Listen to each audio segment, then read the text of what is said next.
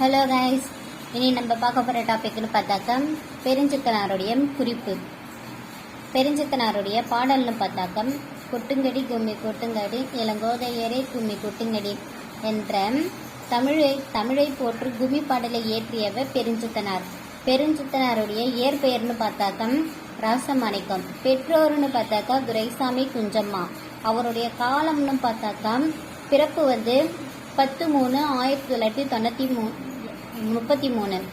அவருடைய இறப்புன்னு பார்த்தா 11/6/1995. பிறந்த ஊர் பெருஞ்சித்தனாருடைய பிறந்த ஊருன்னு பார்த்தாக்கா சேலம் மாவட்டத்தில் உள்ள சமுத்திரம் என்ற ஊரில் பிறந்தார்.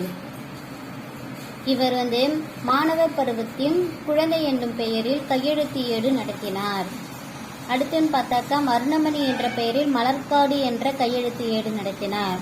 2 ஏடு நடத்தியிருக்கிறார் பெருஞ்சித்தனார். 1950 சேலம் மாநகராட்சி கல்லூரியில் படித்தபோது பாவனாரிடம் தமிழ் கற்றார். யாரிடம் தமிழ் கற்றார் என்று கொஸ்டின் வரும். அப்போ பாவனாரிடம் தமிழ் கற்றார். பெருஞ்சித்தனார் யாரிடம் தமிழ் கற்றார் என்ற கொஸ்டின் வர்றதுக்கு நிறையவே வாய்ப்பு இருக்கு. நல்லா நோட் பண்ணி வச்சுக்கோங்க. யாரிடம் தமிழ் கற்றார் என்று சொன்னாக்கா பாவனாரிடம் தமிழ் கற்றார் என்று ஆன்சர் பண்ணணும். 1959 தென்மொழி என்ற இதழை தொடங்கினார். ஹிந்தி எதிர்ப்பு போராட்டத்தில் பெரும் தூண்டுதலாக இருந்ததால் வேலூர் சிறையில் அடைக்கப்பட்டார். வேலூர் சிறையில் இருந்தபோது ஐயே என்ற காவியத்தின் முதல் பகுதியை எழுதினார். ஐயே என்ற காவியத்தை எழுதியவர் யாருன்னு கேட்டால் பெருஞ்சித்தனார் என்று நம்ம சொல்லணும். சிறையில் இருந்து தமிழ்ச்சிட்டு என்ற இதழை தொடங்கினார். 1972 தென்மொழி கொள்கை செயற்பாட்டு மாநாடு நடத்தினார்.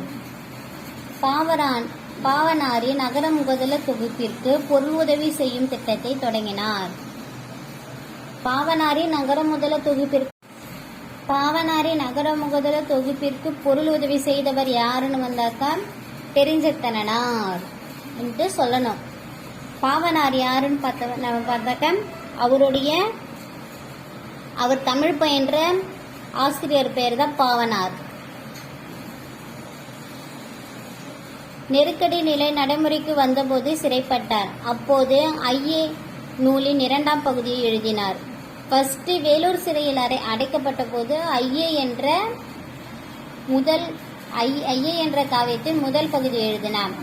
மறுபடியும் நெருக்கடி நிலை வந்தபோது சிறைப்பட்டார். அப்போது ஐயே 2ஆம் பகுதியை எழுதினார்.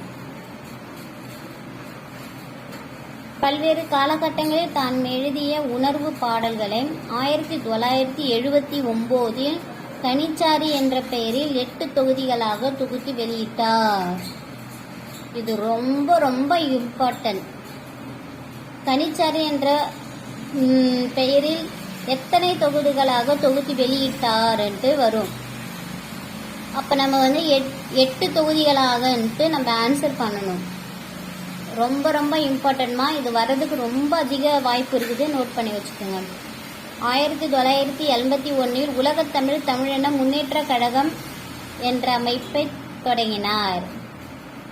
1982 தமிழ்நிலம் என்ற ஏட்டை தொடங்கினார். இவர் பாவலேறு என்ற சிறப்பு பெயரால் அழைக்கப்பட்டனர்.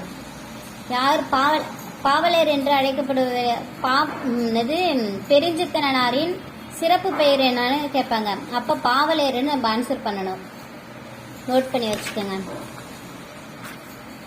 பெருஞ்சித்தனார் இயற்றிய நூல்கள்னு பார்த்தாக்கா அறுபருவ திருக்கூத்து, இட்டசாபம் முடியாது, உலகியல் 100, ஐயே, கழுத அழுத கதை, கனிச்சாறு என்ற இதுவில் தான் 8 தொகுதிகளாக தொகுத்து வெளியிட்டார். கொய்யாக்கனி, நூறாசிரியம், பாவிய கொத்து, திருக்குறள் மெய்ப்பொருள் உரை, மகப்புகு வஞ்சி, தனித்தமிழ் இயக்கத்தின் தோற்றமும் வளர்ச்சியும், வாழ்வியல் 30 உள்ளிட்ட 35 பாடல்களை எழுதியுள்ளார். இவர் நடத்திய இதழ்னு பார்த்தாக்கா தென்மொழி, தமிழ்ச்சிட்டு, தமிழ்நிலம்.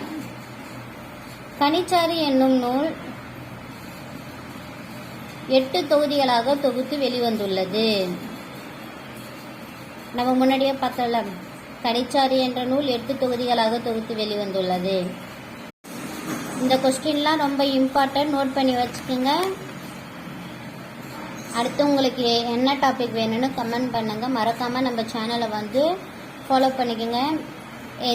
இது மாதிரி தினமும் நம்ம சேனலில் வந்து ஒரு வீடியோ வந்து போஸ்ட் பண்ணுறோம். மறக்காமல் நம்ம சேனலை வந்து சப்ஸ்கிரைப் பண்ணி ஃபாலோ பண்ணிக்கோங்க. தொடர்ந்து வீடியோக்களை பாருங்கள்.